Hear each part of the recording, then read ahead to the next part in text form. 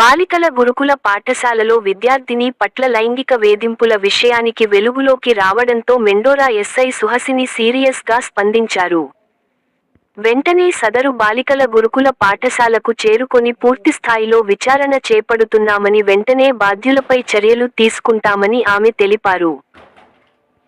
నిజామాబాద్ జిల్లా మెండోరా మండలంలోని బాలికల గురుకుల పాఠశాలలో విద్యార్థినిల పట్ల ఓ ఎలక్ట్రీషియన్ లైంగిక వేధింపులకు పాల్పడ్డ ఘటన ఆలస్యంగా వెలుగులోకి రావడంతో మెండోరా ఎస్ఐ సుహాసిని పాఠశాలకు చేరుకొని దర్యాప్తు చేపట్టారు. స్థానికుడైన ఓ ఎలక్ట్రీషియన్ గురుకుల పాఠశాలలో విద్యుత్ సమస్యలు వచ్చినప్పుడు మరమ్మతుల పేరుతో బాలికల హాస్టల్లోకి వచ్చినప్పుడు పాఠశాలలో గల విద్యార్థినుల పట్ల అసభ్యంగా ప్రవర్తించాడని 14 రోజుల క్రితం విద్యార్థినిలు తల్లిదండ్రులకు తెలియజేయడంతో వారు పాఠశాలకు వచ్చి కళాశాల ఉపాధ్యాయులకు తెలియజేశారని, సిబ్బంది నిర్లక్ష్యంగా వ్యవహరించారన్న వాదనలు బయటకు రావడంతో మెండోరా ఎస్ఐ సుహాసిని పాఠశాలను సందర్శించి విచారణ జరిపి బాధితుల ఫిర్యాదు మేరకు నిందితునిపై కేసు నమోదు చేసి దర్యాప్తు చేస్తున్నామని తెలియజేశారు.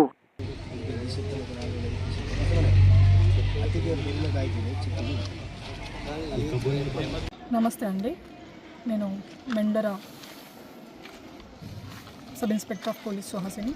అయితే ఇవాళ మన మెండోరా మండలంలోని పోచంపాడు సాంఘిక సంక్షేమ గురుకుల పాఠశాలలో ఒక మైనర్ అమ్మాయిపై లైంగిక వేధింపులు జరిగినాయని చెప్పి మాకు ఇన్ఫర్మేషన్ వచ్చింది. మేము ఇట్టి విషయం గురించి బాధితుల నుంచి దరఖాస్తు తీసుకొని కేసు నమోదు చేసి దర్యాప్తు చేస్తున్నాము. ఎవరెవరి పైన ఇంకా అది క్లారిటీ రాలేదు. అందులో కారుకున్న ఎవరైతే బాధ్యులు ఉన్నారో వాళ్ళ మీద కేసు నమోదు చేయడం జరుగుతుంది. ఆరోపణ ఎవరి మీద వచ్చింది మేడం? ఎలక్ట్రీషియన్ అంట పర్సన్, అతని మీద ఉంది. ఎలక్ట్రీషియన్ మీరు అదుపులోకి తీసుకున్నారంటారు? లేదు, ఇంకా తీసుకుంటాం.